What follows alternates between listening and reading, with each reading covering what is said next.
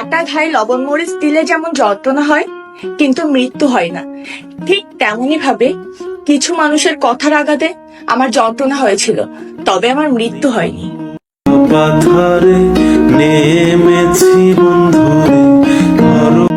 তুমি ভাগ্যবান, কত মানুষ আমাকে চাইলো, অথচ আমি বোকার মতো শুধু তোমাকেই চাইলাম।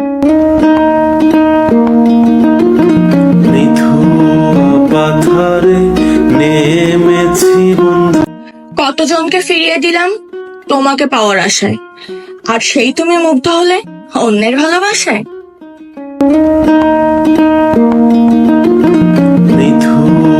পাথারে নেমেছি। হয়তো এটাই আমার শেষ অভিমান, কারণ এবার আমি আপনাকে বোঝানোর বদলে নিজেকেই বুঝিয়ে নেব।